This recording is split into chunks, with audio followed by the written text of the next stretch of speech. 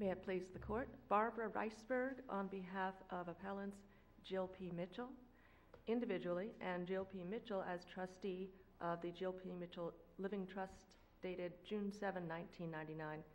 Throughout this argument, I'll refer to the individual as Ms. Mitchell and her trust as the trust for ease of reference.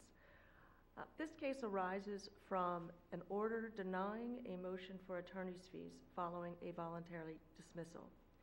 The initial case that was brought by U.S. Amerib Ank against Ms. Mitchell, the trust, and two other defendants who are not participating in this appeal was an action to enforce guarantee agreements which served as security for a series of loans to corporate borrowers. I might add that neither the individual nor the trust had any interest in these corporate borrowers. The guarantee action did not have a response, and a motion for default was filed probably about a year after it was initially filed. So it would have been filed in 2010. The motion for default was at the end of 2011. Thereafter, it was another year before a motion for a final default judgment was filed. That was never heard. Upon receiving notice of it, Ms. Mitchell sought counsel and filed a motion to vacate the defaults. That was filed in January of 2013. That matter was heard on March 26, 2013.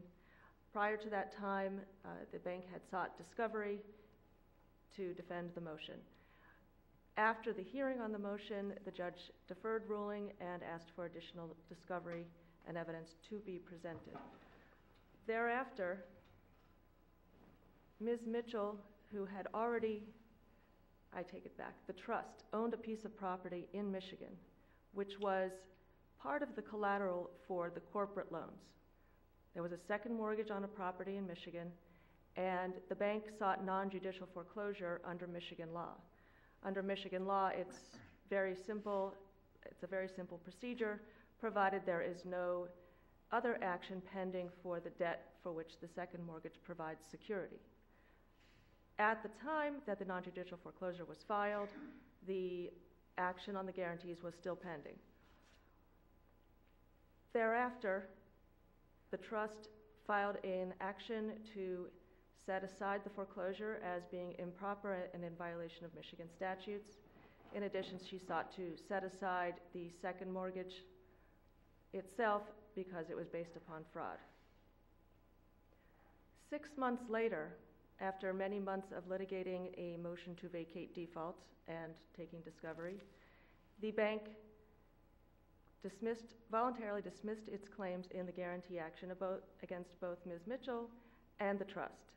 3 days later, the bank filed a motion for leave to file counterclaims and third-party claims in the Michigan action against Ms. Mitchell and the trust. Prior to that time, there were no claims brought by Ms. Mitchell individually in Michigan.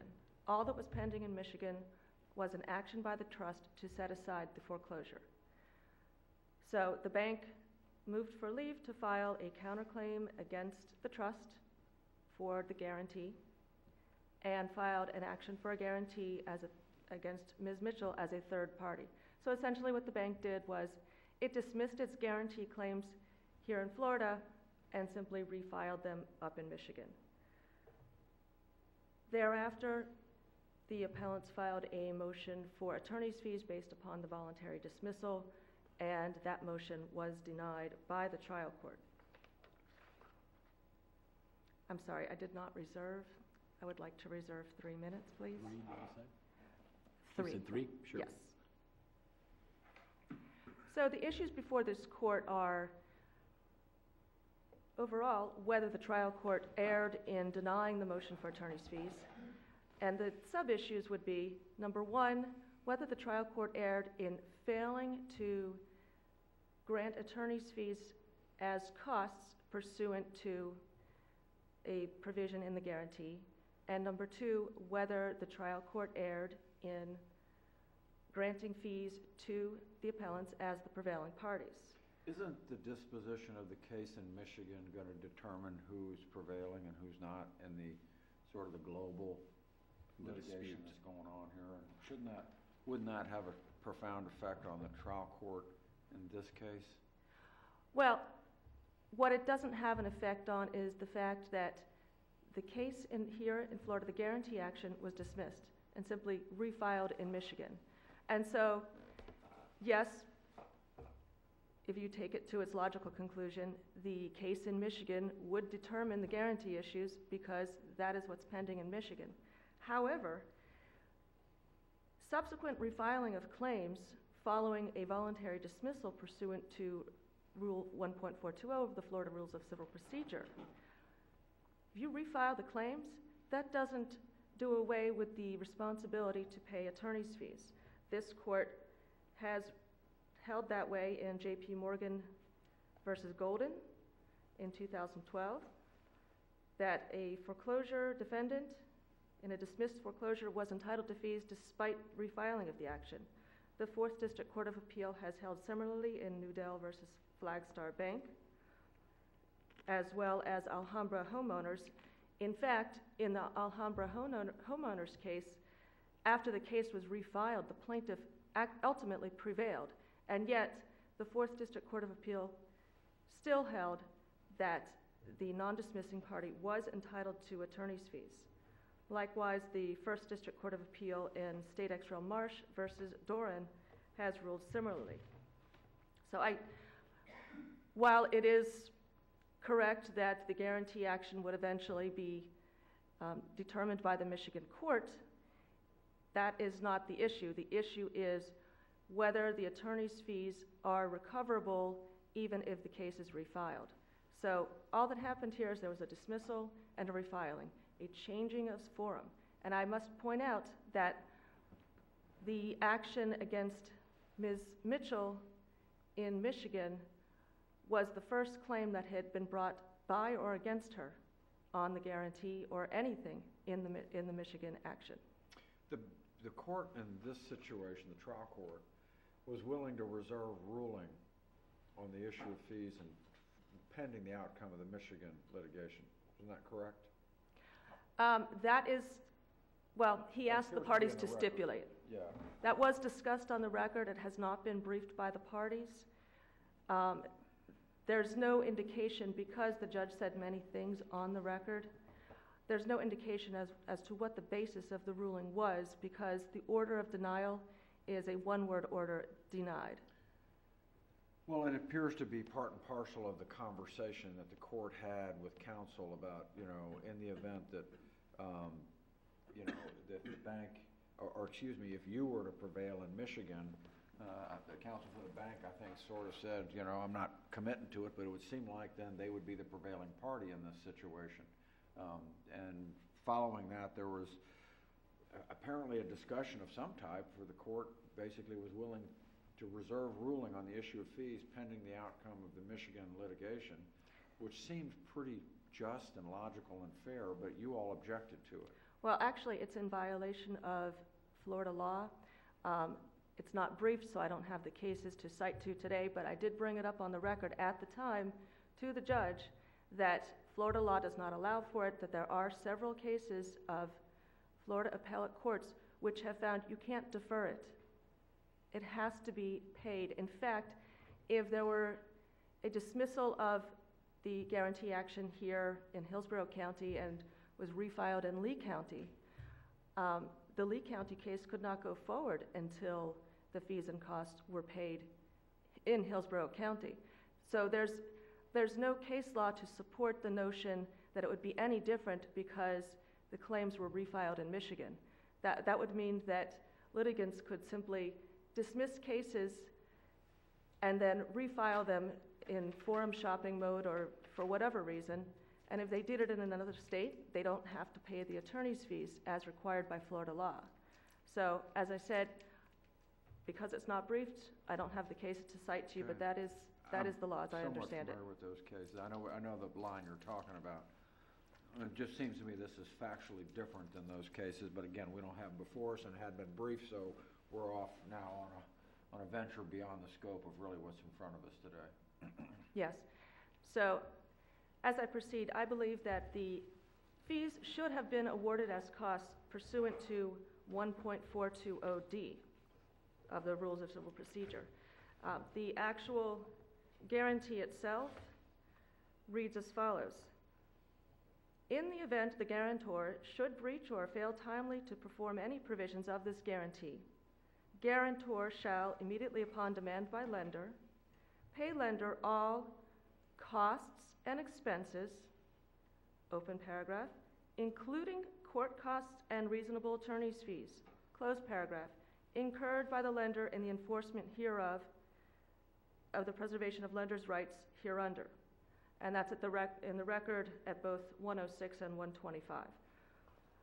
The Supreme Court has consistently held that when fees are included in the definition of costs as they are in the guarantee at issue here. Why isn't this included in the definition of expenses?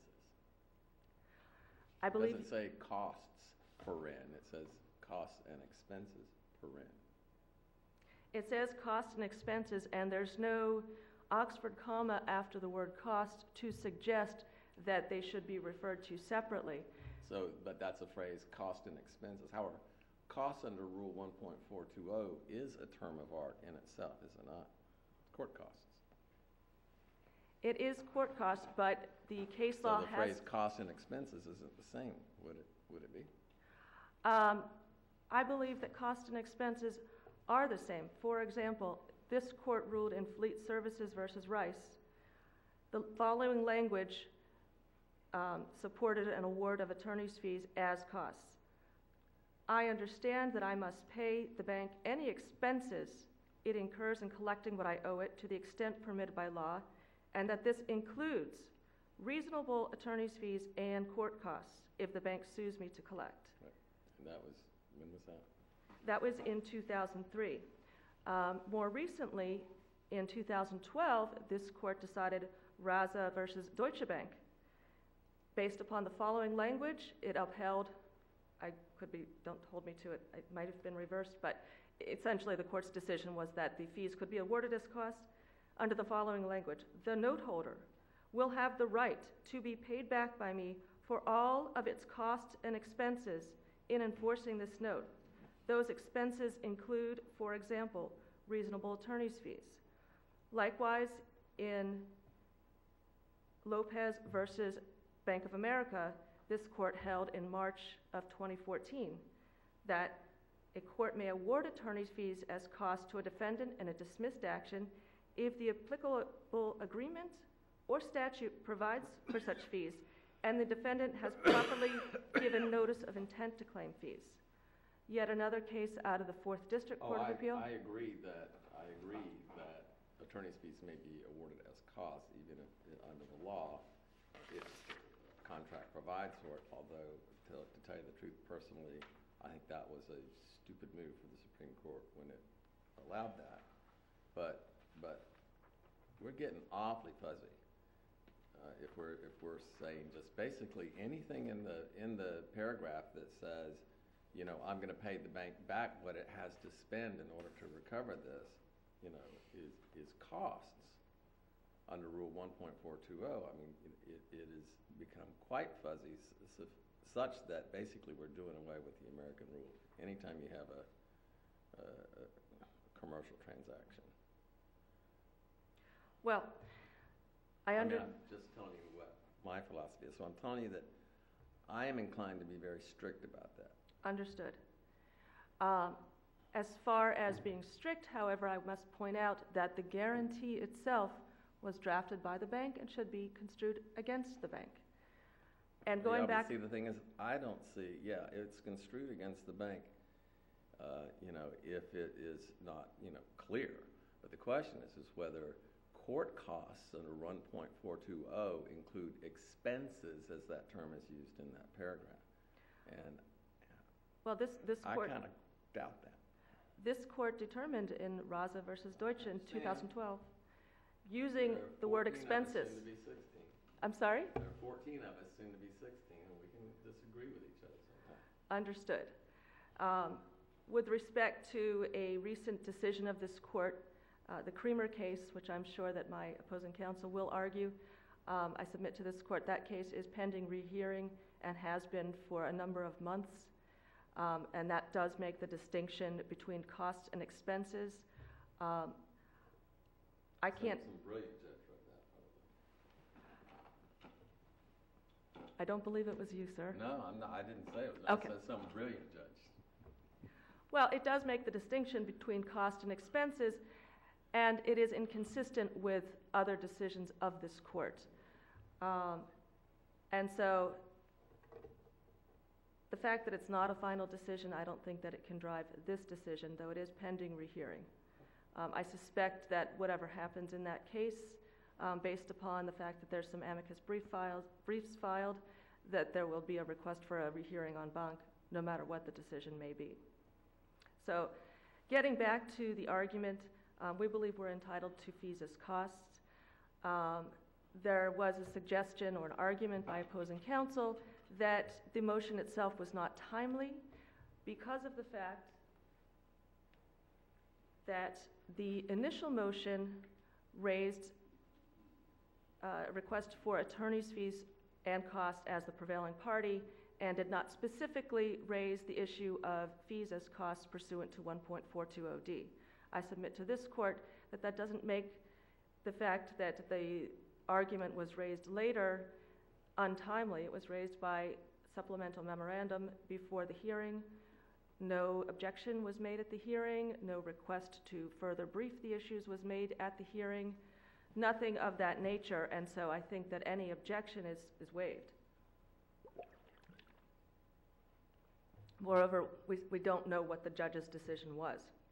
But with respect to timeliness, Rule 1.525, which was adopted by the Supreme Court in recent years, sets forth a bright line rule. And in various Supreme Court cases, which I've not cited in my briefs, I won't mention them, I understand it is a bright line rule. However, 1.525 is a notice provision, and the reason behind it is set out in the commentary by the Supreme Court in 2000. Rule 1.525 is adopted, establishing the time for serving motions for attorney's fees and costs. It in no way, we add a court commentary clarifying that this rule only establishes time requirements for serving such motions and in no way affects or overrules the pleading requirements outlined by this court in Stockman v. Downs. Okay, Ms. Reisberg, just give you a heads up, you're down to 3 minutes. Use them as you please. As for the initial argument or the rebuttal? Oh, you're down to 3 minutes of your total 20. So okay. You can use them as you please. So we submit that the motion was timely. In fact, this court has even acknowledged that there's a lack of guidance provided by Rule 1.525 in both Parrott Cove as well as the Gulf Landings case. With respect to the prevailing party issue, we submit that we would be entitled to fees as the prevailing party. Numerous cases, including the Florida Supreme Court, have awarded fees to prevailing parties, to a party as a prevailing party following a voluntary dismissal, regardless of whether there's an adjudication on the merits. The only aberration of that is Simmons v. Schimmel out of the 3rd District Court of Appeal, but this court expressly rejected that approach, which was looking at the likelihood of success on the merits. That was rejected by this court in the Dam case. With respect to certain of the cases cited by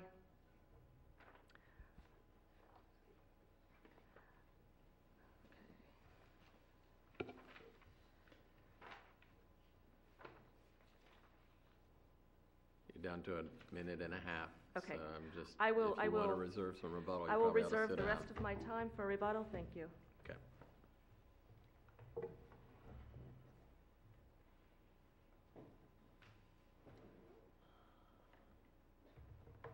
May it please the Court. My name is Lance Curry, and I represent U.S. Amerib Ank. The appellants have advanced 2 arguments for fees as costs, one being under Rule 1.420 and a separate issue dealing with prevailing party fee provision in the contract, 2 separate grounds for attorney's fees and costs. with respect to the argument under 1.420, they've waived that argument by not including it in their timely filed motion for attorney's fees. As this court is well aware, Rule 1.525 says that any motion for attorney's fees and costs has to be filed within 30 days. That's a bright line rule that's strictly applied. And Rule 1.100B says that all motions have to state with particularity the grounds therefore. It's undisputed that the only ground argued in their fee motion was that they were the prevailing party under the contracts. Their motion did not mention Rule 1.420. It did not mention fees as costs. In fact, they've never filed a motion arguing those grounds. It was only the night before the hearing on the fee motion, some 78 days after the dismissal, that they filed this supplemental memorandum raising what they've described as an additional argument under Rule 1.420.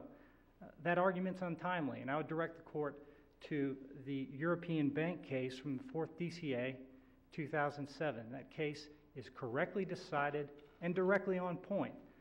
What happened there was the 4th District reversed an award of attorney's fees in favor of an individual named Sammy Slim. Slim had timely filed a motion for attorney's fees and costs, and he argued one ground, that he was the prevailing party. And then after the 30-day period ran, he filed an amended motion and argued a new ground for attorney's fees and costs that based on a proposal for settlement. The trial court awards him fees based on the proposal for settlement, and the 4th District reverses. And the 4th District said that Slim's timely motion for attorney's fees did not state with particularity his claim for attorney's fees under his proposal for settlement. And it also said that the amended motion that did raise the proposal for settlement was untimely. The same is true here. They timely filed a motion, and they specifically stated the grounds for attorney's fees and costs, and it was, we're the prevailing party under the fee provision. No mention of fees as costs or Rule 1.420. And a contrary result, the result advanced by the appellants, would undermine entirely the bright line 30-day requirement, because basically a movement for attorney's fees could come in and say, the grounds for my motion are X, prevailing party. And then the night before the hearing, or even at the hearing, they could come in and say, oh yeah, well, we've got 10 more arguments that we'd like to advance for attorney's fees and costs. The whole point of that 30-day bright line rule is to prevent that very type of unfair prejudice and surprise. It would also, if that position is accepted, it would also essentially be applying a lesser standard to fee motions than the standard applied to all motions. All motions are required to specify the grounds that is supporting them. And they've cited some cases that talk about the pleading requirements for fee motions. That's not what's at issue here. When you're talking about the pleading requirements, that usually happens in a pleading, in a complaint, or a defense. It's just telling someone we have a claim for attorney's fees. You don't have to state with specificity in your pleading what the grounds are for your request for fees and costs. And sometimes you can meet that pleading requirement in a motion if the defendant, for example, hasn't had the opportunity to file a pleading, but that motion still has to comply with Rule 1.100 and state with particularity the grounds. They did that here. They stated the grounds, and those grounds were prevailing party under the fee provision in the guarantee, not Rule 1.420, not fees as costs. And they mentioned the Tunison case, and that case is distinguishable because the party there, it was about, the whole issue in that case was about the specificity of the argument that was made, but the move-in in that case never changed their position. It was always, we're entitled to fees as the prevailing party. The issue was, well, they didn't attach the contract, they didn't cite the reciprocal statute, so that was the issue there, so that's distinguishable. And even if they had timely moved for fees as costs in their motion, that's not what this agreement says. That's not what the contract says. And as this court is aware, if you in a commercial contract, if you want to define costs to include fees, you have to do it unambiguously. You have to express a clear intent. Here, the agreements separately refer to costs and expenses, and then they provide examples of costs as being court costs, an example of expenses as being attorney's fees.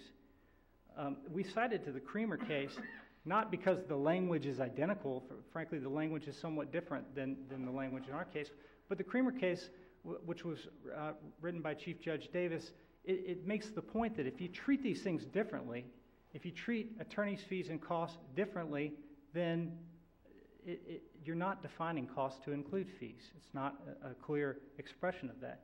They cited a couple of cases that I want to address, the Raza case, and there's also the Vivat case from this court, and they kind of seize upon the language that's used in those in the contracts there. But those cases are not cases where the court has said this language defines costs to include attorney's fees. Those cases are prevailing party fee provisions. And there's a difference there. There are a couple of cases that they cite, the Wilson case and the Fleet case, where the holding in that case is, we look at this language and it does define costs to include attorney's fees, but those cases are distinguishable. The Wilson case from the Florida Supreme Court, 1993, it's about as clear as it gets. It says, prevailing party is entitled to all cost, comma, including attorney's fees. You know, without a definition section, I think that's about as good as you can do it. The Fleet case, which was also written by Chief Judge Davis, it has a little bit more ambiguous language, but what it does there is it says the prevailing party is entitled to all expenses, including attorney's fees and court costs. So it lumps all of those terms, attorney's fees, court costs, all into the one word expenses, and the court found that that was sufficient. That's not the language that we're dealing with here. But, and I think the more important position here is, you know, the appellants and myself were arguing over reasonable interpretations of this language. If the language is ambiguous, if it's subject to differing reasonable interpretations, then the court should not struggle to find an intent to define costs as fees that's not expressly stated in the contract. And the Fourth District has made that clear in the Shawkoff case. It says courts are not going to do this. We're not going to strain to find intent to award fees as costs where it's not clearly expressed. Now, the one argument that they did make in their timely motion for attorney's fees is that they were the prevailing party, and the trial court denied that motion. And the appellants concede in their reply brief that that decision is reviewed under an abuse of discretion standard. The trial court did not abuse its discretion in this case. In fact, it did exactly what this court has instructed trial judges to do. And those instructions come from a recent case from this court called Tubbs. And what that Tubbs case says is that trial courts have a broad duty to, one, look at the substance of the litigation outcomes, not just the procedural maneuvers, and to not determine the prevailing party prematurely. And Judge Morse, I think you're absolutely right that what is going on here is all of these claims are now swept up into the Michigan action, and whoever wins up there is going to be entitled to argue that they are the prevailing party entitled to all their fees, all their trial court fees and costs. So it's all about not determining the issue of prevailing party prematurely, especially where you have these situations of parallel litigation involving related claims and parties. So here the trial court had a hearing and said, I want to know more about the parallel litigation. What's going on? And the parties gave the trial court that information. And what did that information indicate?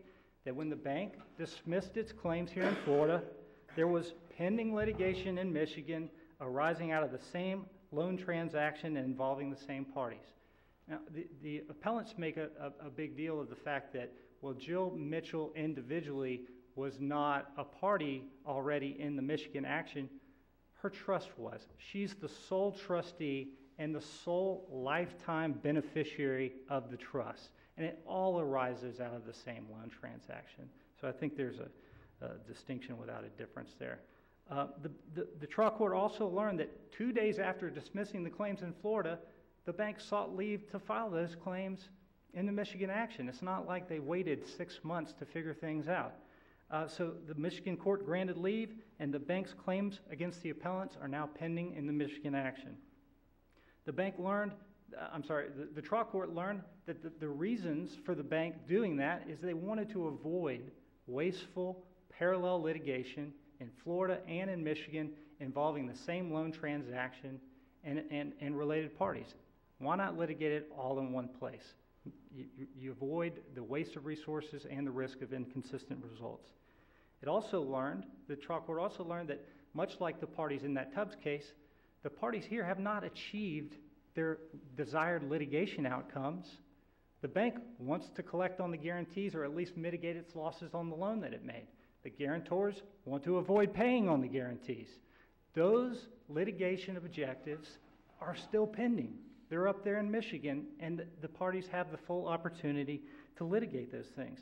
The trial court considered all of these facts and then denied the appellant's motion. There's no abuse of discretion here. The trial court got it exactly right. Now, they also cite to the case that I'll address real quick is the J.P. Morgan case. That case is readily distinguishable because there's no parallel pending litigation, related litigation going on in those types of cases. Those are cases where someone comes in and says, I'm going to voluntarily dismiss my claims, and then they realize there's a cost motion against them and say, well, we'll reinstate them in a new action. That's not what we're dealing with here. There was existing pending related litigation going on at the time that the bank dismisses claims. This is an issue for the trial judge's discretion, and the trial judge appropriately applied his discretion in this case. If the court doesn't have any questions, I'll just ask that the court affirm. Thank you, Mr. Kirk. Thank you. Okay, Ms. Riceberg, better talk fast. Will do. First, with respect to the Tubbs case is distinguishable from the matter at bar. The Tubbs case involved cases pending in Hillsborough County and I believe it's Lee County because there was a venue provision in a contract that was being litigated in Hillsborough County, and the property that was the subject of a mortgage was in another county. The mortgage claims were voluntarily dismissed, and this court reversed an award of attorney's fees following that dismissal because it was determined that the mortgage claims had become moot because the first mortgagor had achieved a foreclosure judgment and there was not sufficient equity in the party to recover. And thus they dismissed the claim, and the note claim, the note which was secured by that mortgage, remained pending in Hillsborough County. The two go together, and so that remained pending. This is a very different case. There's a guarantee action. The case is dismissed, all the claims are dismissed, and refiled in Michigan. Very different case. With respect to Ms. Mitchell, there is a difference. Ms. Mitchell and her trust are two separate parties. Ms. Mitchell was not the subject of parallel pending litigation in Michigan at the time of the dismissal, and thus she should be entitled to fees under Tubbs. Tubbs will not disallow recovery in that case. Now, with respect to whether the motion for fees was filed timely for fees as costs, we submit that it was. The substantive basis was raised in the motion, the substantive basis being the guarantee itself. Each of the cases cited by opposing counsel, the European bank case, the Jaffe versus Baggy Bunny case, and the Landmark case, involve situations where there's a change in the substantive basis stated in the timely filed motion, change between that and what is argued before the court or what is in the supplemental memorandum. Okay, your time is up. Okay. May I just make a prayer for relief? Sure. The appellants request that this court reverse the order denying the fees motion and the cost motion and remand them both for an assessment of costs and fees and entry of judgment in favor of the appellants, alternatively in favor of Jill P. Mitchell individually because there was no pending litigation in Michigan at the time of the dismissal. Thank you very much.